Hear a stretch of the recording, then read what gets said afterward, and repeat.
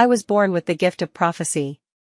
After the college entrance exams, my boyfriend said he wanted to go on an outdoor adventure. I foresaw him falling off a cliff and tried to persuade him not to go. Feeling uneasy, he chose to stay. After graduating from university, we naturally ended up together. Little did I know, on our wedding night, I didn't wait for my groom. Instead, I was met with his betrayal. They kidnapped and murdered me. Prophets, Pa, they're all just a bunch of crooked charlatans. If you hadn't interfered, I could have gone to find Chloe that time. She wouldn't have been so heartbroken that she agreed to her parents' arrangement to marry that old bachelor, only to be tormented to death later. You like making prophecies, don't you? Can you prophesy your own death? When I opened my eyes again, I had returned to the day my boyfriend suggested we go on an outdoor adventure. His parents asked about my boyfriend's safety on this trip. I smiled and politely declined. Those are just tricks to fool people. I've read too many fantasy books and was just teasing everyone. Uncle and Auntie, please don't take it seriously. Ryan's parents seemed stunned upon hearing my words. His mother laughed and said, Evelyn, don't joke with me. Who doesn't know about your innate prophetic abilities? Every prediction has been spot on. Ryan's father nodded repeatedly, exactly. Ryan suddenly got the idea to go hiking in some unknown mountain. We disagreed, but he insisted. That's why we came to ask you. Only if you give your approval can we feel at ease. Mom, Dad, don't ask her. A cold voice cut through, dripping with undisguised malice. I looked up. Who else could it be but Ryan? He didn't wait for his parents to speak before unleashing a torrent of abuse at me. Evelyn, cut out that charlatan act of yours. What bullshit prophetic abilities? It's all black magic. A curse. I'm warning you, Evelyn. If you dare mention another word in front of my parents, if you dare use these underhanded tricks to interfere in my affairs again, I'll make sure you regret it. Don't believe me? Just try. By the end, his eyes had taken on a murderous glint. My heart turned to ice. That look was identical to the one he'd given me right before my death in our past life. In that instant, I realized he'd also been reborn. In our previous life, he hadn't come this quickly. We lived in the same gated community, our villas adjacent. Last time, his parents had summoned him only after hearing my conclusion. Back then, he'd listened carefully to my prophecy, considered it seriously, and ultimately decided not to go. And that was precisely why Ryan's beloved Chloe had left without a word, planting seeds of hatred in his heart. Chloe was our classmate, a delicate white flower of humble origins but strong will, pursued by many male classmates. Only a few of us girls knew what a hypocrite she truly was, though we rarely interacted. Ryan was equally indifferent to her, which made me see him in a new light and think he had good judgment. Little did I know, he was just as bad as the rest, and the worst of them all. It wasn't until the moment of my death in my past life that I finally understood his true thoughts. I raised an eyebrow and looked at Ryan with utter coldness. Shut up. Would you heard me say your trip would be dangerous? Whether you live or die, what does it have to do with me? You. He was furious, never expecting me to speak to him in such a tone. Ignoring him, I turned to his parents and said earnestly, Uncle, Auntie, I'm telling the truth. My prophetic ability vanished long ago, it left me as suddenly as it came. If I still had it, I wouldn't refuse to help with something so small. Ryan's parents nodded in agreement, believing there was no reason for me to lie. Upon hearing my words, Ryan immediately wore a suspicious expression and questioned, Evelyn, what kind of trick are you pulling now? If you're trying to stop me from going on this expedition with some other method, I swear I'll make you regret it. Enough. My father's furious shout cut off my response. With a darkened expression, he turned to Ryan. What? Does our Evelyn owe your family something? She can't win whether she prophesies or not. This is your family's business, go or don't go, but stop bothering our Evelyn. Clearly, my father was thoroughly infuriated by Ryan's attitude. Unable to hold back any longer, he outright started shooing them away. Ryan's parents looked visibly embarrassed. Over the years, our two families had always gotten along well, and both sides had assumed Ryan and I would end up together. Given Ryan's current behavior, it was truly unjustifiable. "I'm sorry." They quickly apologized and led their son away. After they left, my mom walked over with a dark expression. Ryan's words had angered her just as much. She turned to my dad and scolded, "It's all your fault, always being so chummy with Ryan's dad. Look how they've bullied our daughter, right under our noses. Who knows what they might have done to Evelyn when we weren't around." My dad's face fell. "Humph, from now on, we're cutting all ties with that family."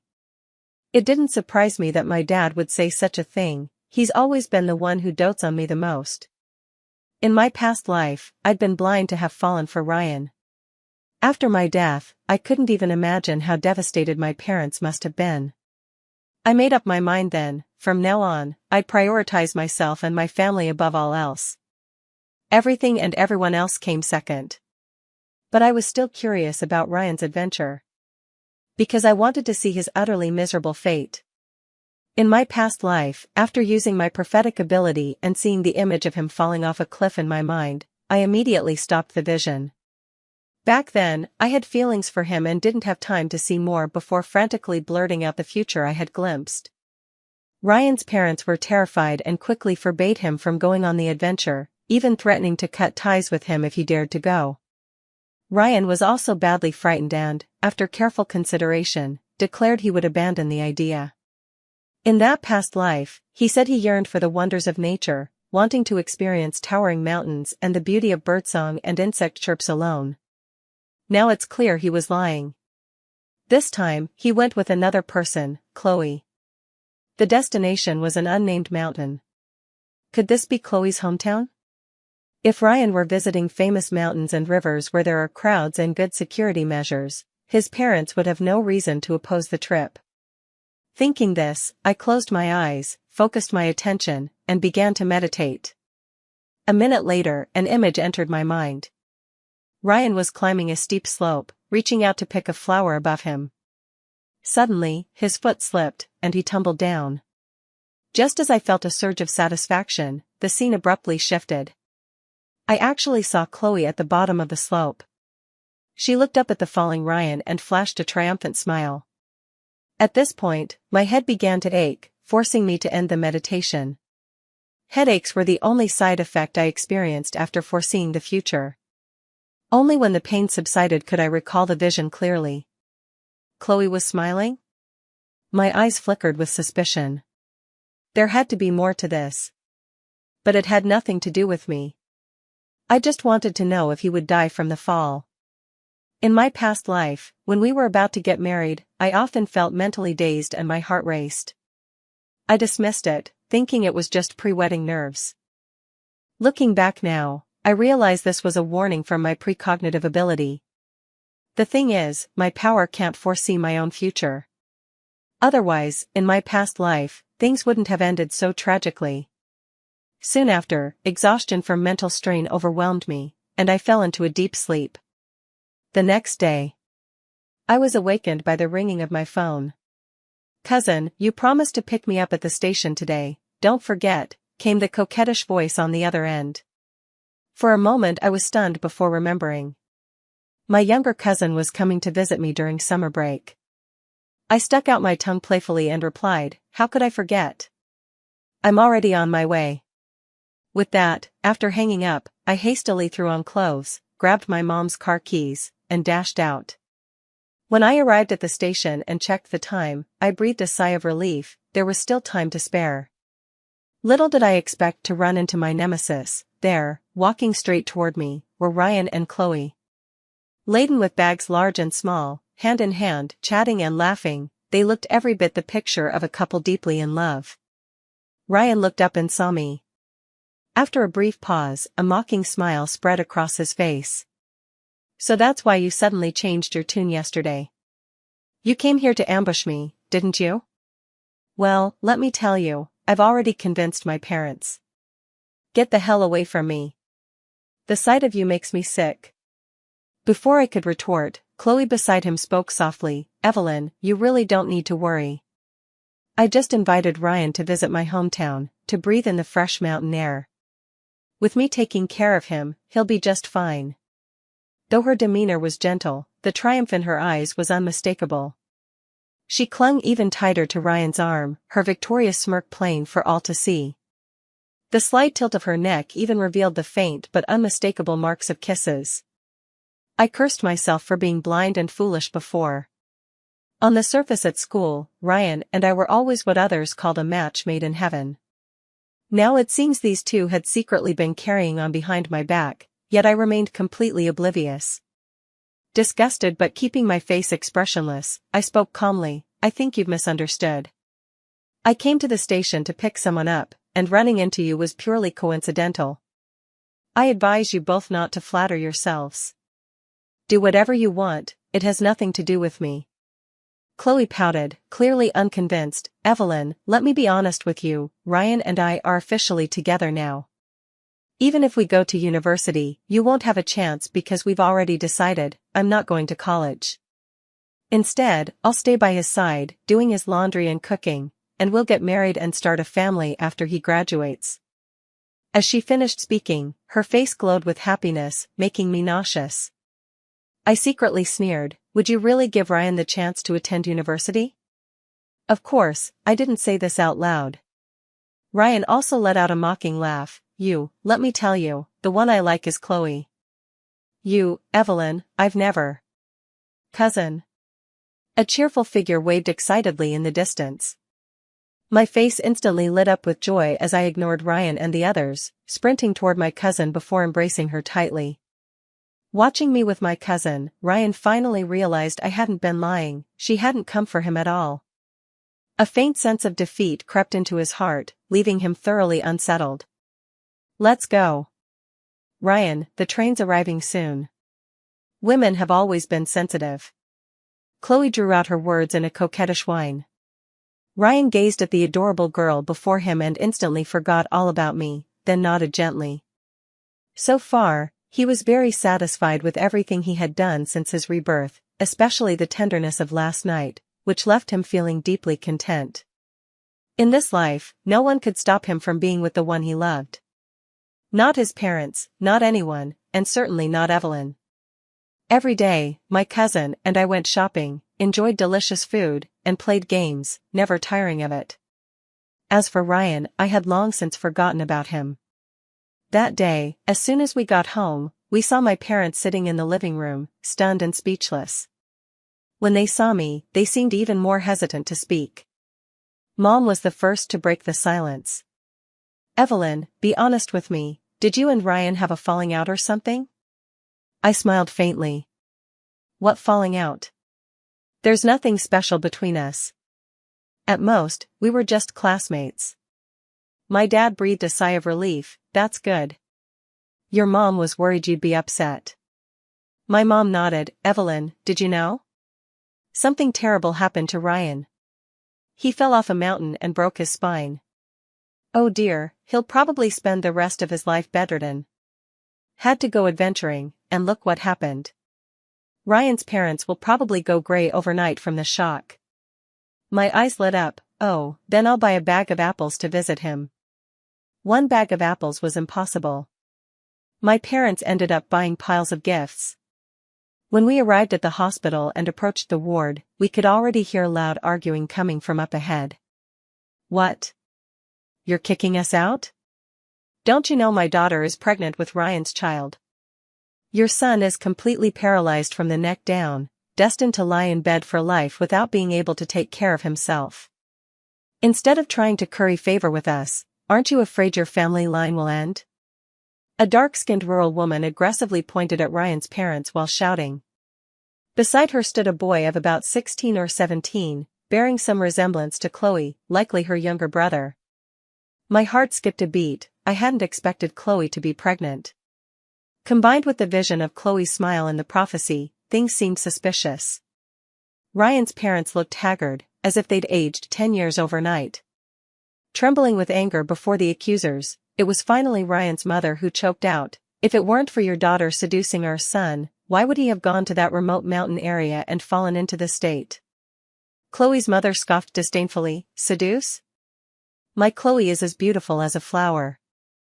TSK, you're really biting the hand that feeds you. Enough. Mom, Dad, stop talking. It was my own carelessness, it has nothing to do with Chloe. A suppressed voice came from the hospital room. I could tell it was Ryan's voice.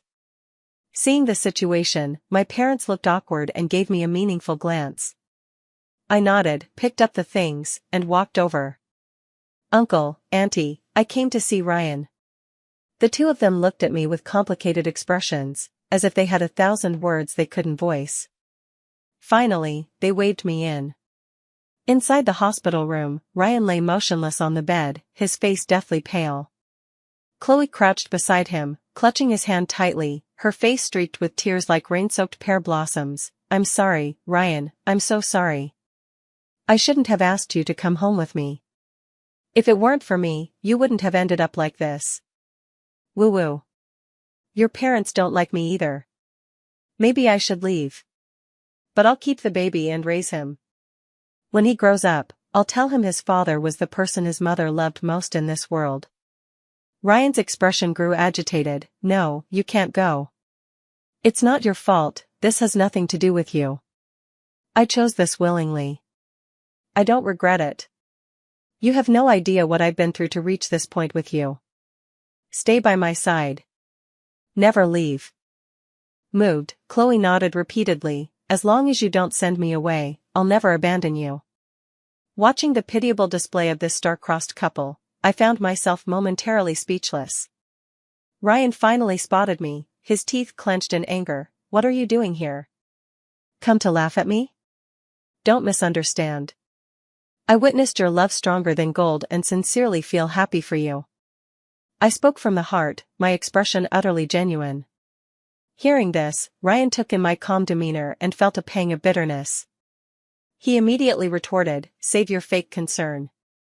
Even though I'm injured, Chloe is unharmed, that's all that matters. I let out a cold laugh. Ah, Ryan truly loved Chloe beyond measure.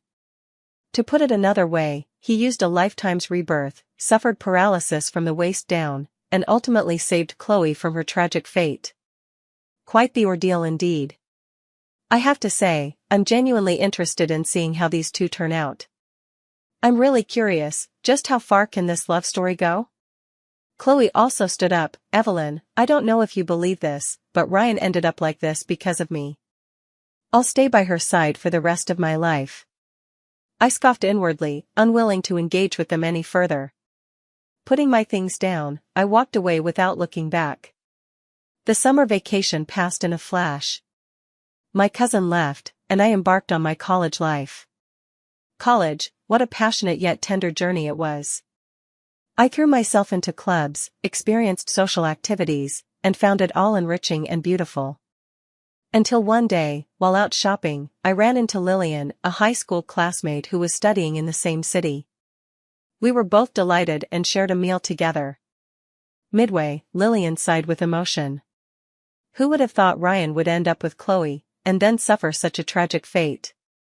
Back then, everyone thought you two were a match made in heaven, equal in family background and upbringing. Honestly, Ryan's taste is so shallow. I neither agreed nor disagreed, simply smiling faintly.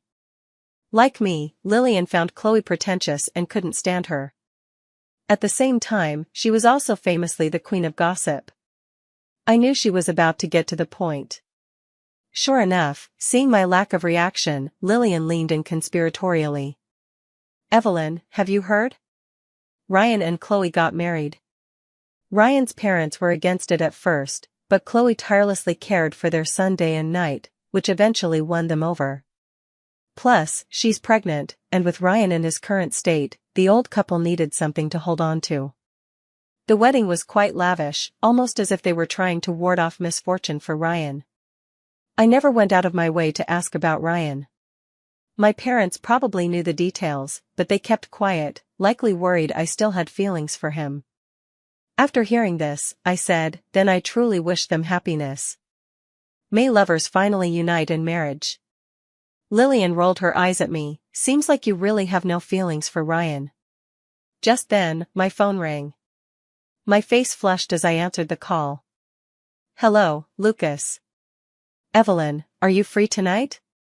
After hanging up the phone, Lillian's eyes sparkled with gossipy excitement. Wow, you're something else. You're in love and didn't even tell me? Come on, spill it. Who is he? Name, height, looks, personality, family background, out with everything. I knew she wouldn't let me off the hook if I didn't answer. Lucas, 185 centimeters tall, kinda handsome, shy and reserved personality, family background similar to mine. During the holiday, I bid a reluctant goodbye to Lucas and returned home. Just as I got out of the car at the neighborhood entrance, I ran into Ryan slumped in a wheelchair. It had been a while since we last met, and his once cheerful brow now carried a shadow of gloom. Beside him stood Chloe, heavily pregnant, with her younger brother pushing the wheelchair. The moment they saw me, "Honey, I want to kiss you," Ryan suddenly said. Chloe quickly bent down, bringing her face close to his lips. He strained his neck to plant a loud mwah on her cheek. "Honey, I'm so lucky to have you." The next second, a sweet smile spread across her face. Her gaze flickered toward me with barely concealed pride, as if saying, "See? Even paralyzed, he still chooses me." Their exaggerated display of affection made me nauseous. The performance was so heavy-handed it turned my stomach. I watched them coldly, my eyes utterly unmoved. Dragging my suitcase, I walked straight past them. "Evelyn, stop." Ryan's sharp command suddenly came from behind me. I halted and turned with a frown. "What? Did you see that?"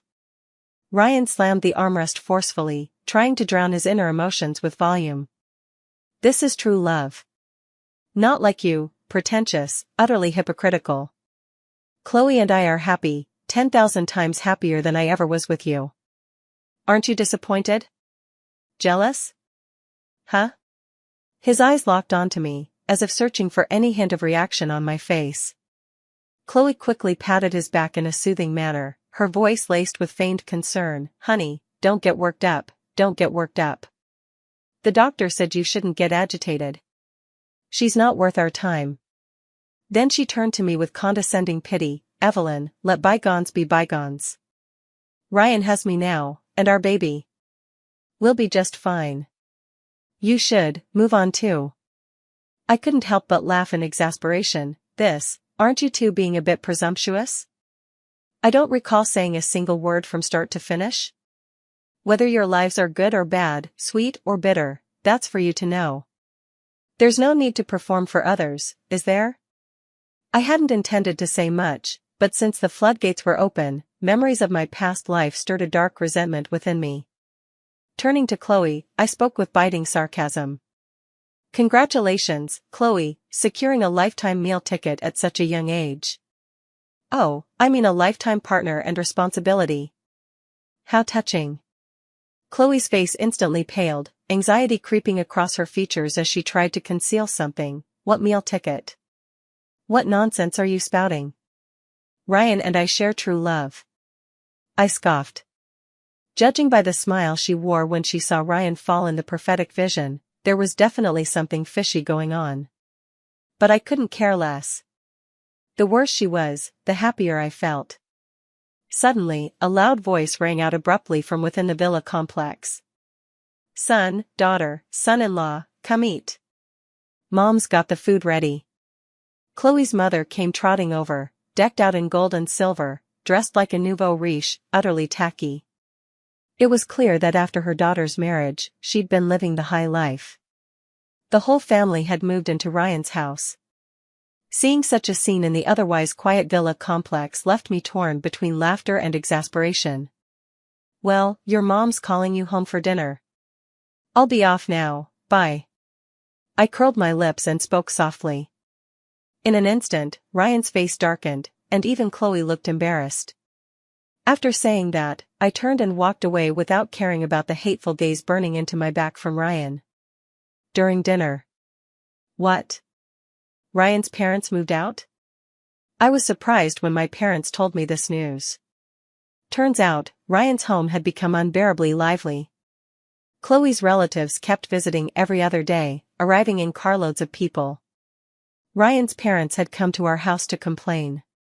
They said all they did every day was buy groceries and cook to entertain Chloe's endless stream of relatives, with no time for anything else. The mastermind behind it all was Chloe's mother. She thought her daughter had married well, and didn't care even if the son-in-law was paralyzed from the waist down. Every day she stayed at home, making video calls to relatives one by one, showing off the luxury villa in every possible way. After the boasting came the invitations, wave after wave of guests, as if it would never end. Ryan's parents tried to reason with her. She'd just sit on the floor wailing, accusing them of looking down on her, and Chloe would join in the crying. Then they'd get scolded by Ryan. In the end, they decided to move into a small apartment for some peace and quiet. Now they occasionally come back to check on Chloe, since she's carrying their grandchild after all. Of course, their conversations always somehow circle back to me, their tone dripping with regret. My mother said with lingering fear, "Thank goodness you didn't end up with that Ryan boy. Look how she's driven her own parents out of their home, what kind of behavior is that?" My dad nodded, "Your mom is right, but come to think of it, is your prophetic ability really gone? I've got a big business deal coming up with significant risks, and I've been hesitating whether to proceed." I closed my eyes for a moment, then said, "Go ahead. Becoming a wealthy heiress is just around the corner for me." Dad clapped and laughed heartily, only realizing after I left as he exchanged bewildered glances with Mom. Then last time. Ryan himself refused my prophecy. Who can he blame? During the holidays. For some reason, I often ran into Ryan loitering near my doorstep. What's interesting is that Chloe kept giving me dirty looks while deliberately being affectionate with Ryan each time. Ryan seemed to enjoy it, then would smugly glance at me. I could only silently curse them both as lunatics and quickly walk away. Watching my retreating figure. Chloe's eyes burned with hatred, yet her voice came out soft and fragile. "Ryan, you're not still thinking about her, are you?" Ryan replied impatiently, "What nonsense are you talking? I became permanently disabled for you, isn't that enough? Now you're doubting me too?" Chloe hurriedly apologized, "I'm sorry, I was wrong, I shouldn't have doubted you." Push me back inside, it's freezing out here." He completely forgot Chloe was heavily pregnant. "Oh, okay." Chloe gritted her teeth and agreed. Time flew by. 4 years of university passed in a blink. During this period, according to my parents, Chloe gave birth to Ryan's son. Every time I returned home during breaks, I'd see Chloe holding their son, flaunting their affection with Ryan right in front of me. I just never acknowledged them. After enough repetitions, Ryan realized he was just making a fool of himself, and eventually these displays became less frequent. The year we graduated. Since Lucas and I had already confirmed our relationship, I decided to bring him home to meet my parents. As luck would have it, right at our doorstep, we ran into Ryan and his family of 3. Chloe beamed with joy when she saw me bringing a man home. "Wow, is this your boyfriend? He's so handsome." At that moment, there was no trace of her former hostility. I nodded and said, "Thank you." Then, I took my blushing boyfriend by the hand and headed inside. As for Ryan, I didn't spare him a single glance from start to finish. Suddenly, Ryan's roar came from behind. "What are you standing there for? Can't you see how hot the sun is? Hurry up and push me back inside." The child beside him burst into terrified wails. "What's wrong with you? Can't you lower your voice? You scared the child, don't you realize?" Chloe, no longer as meek as before, actually talked back to Ryan. "You dare talk back? Believe me, I'll throw you out." Ryan was seething with rage. Chloe immediately fell silent. I couldn't help but sneer inwardly. "Ryan, is this the love you chased after?" My parents were quite pleased with my shy boyfriend. They urged us to marry quickly so they could hold their grandchild sooner. Over the years, Dad's career has flourished. He consults me for every business decision, and with my prophetic abilities, his fortune has skyrocketed. Now he's worth at least $1 billion, with no signs of slowing down. The future looks bright. The only reason we haven't moved is nostalgia. My luxury villa was purchased long ago elsewhere, just waiting for renovations before moving in. Finally, after my parents and boyfriend settled on a date for both families to meet, I sent him off to his hotel. It was late when I returned home. Just as I stepped inside, someone called out to me, startling me. "Evelyn." It was Ryan. Standing in the shadows of the corner, his gaunt, sunken cheeks made him look like a walking corpse. "You need something?" I asked coldly. "Who is that man?" "Your boyfriend? Are you planning to get married?" He fired off 3 questions in rapid succession. Sensing his odd mood, I replied cheerfully, "That's right, he's my boyfriend, and we're getting married." "What do you think? Isn't he handsome?" "Even more so than you were back then." Bang. Ryan's hand slammed violently against his wheelchair armrest. "Evelyn, are you trying to provoke me?" I arched an eyebrow. "Not at all. You have your own lover and child, why would I provoke you? Let's just each live our own lives peacefully." I had no interest in wasting words with him. From now on, let's talk less and keep our distance to avoid misunderstandings. Goodbye. With that, I turned and walked away without looking back. Ryan watched my retreating figure, his face twisted with rage. Not far away, Chloe observed the scene with icy eyes, a flicker of cruelty flashing in her gaze. In the end, she composed herself and silently approached Ryan, pushing his wheelchair home without a word. 3 months later. My boyfriend and I were busy preparing for our engagement party. What? Ryan's parents died in a car accident? I was stunned. To be honest, the news was far too sudden. Although I disliked Ryan, his parents had always been kind to me, and I couldn't help but feel deep sympathy for their misfortune. My father nodded, his face filled with sorrow. Yes, what kind of tragedy is this? I heard the brakes failed. After saying this, my parents hurriedly left the house. For some reason, the first thing that came to my mind was Chloe's face. On the day of the funeral, my parents and I attended. Looking at the black and white photos of Ryan's parents, I could only sigh. Ryan sat in a wheelchair, wearing sunglasses, silent and showing no emotion. That Chloe and her mother, holding the child, were crying their hearts out, making anyone who saw them praise her for being filial. In the following days, I began to see Chloe dressing up elaborately, leaving early and returning late. I understood, she had started managing the company left behind by Ryan's parents. As for Ryan, he was taken care of by a newly hired maid. His entire demeanor grew increasingly gloomy. At night, the sound of their marital quarrels often echoed through the house. "Why are you back so late today? Were you out looking for other men?" Ryan's voice sounded hysterical. "Shut up. Without me holding up this family, you wouldn't even have food to eat." Chloe no longer had her former docility, retorting without any courtesy. Smack. A resounding slap rang out, particularly jarring. "How dare you speak to my sister like that, you useless waste? If it weren't for my sister stopping me, I'd have thrown you out onto the streets long ago." I could tell it was Chloe's younger brother's voice. The sounds of argument then sank into silence.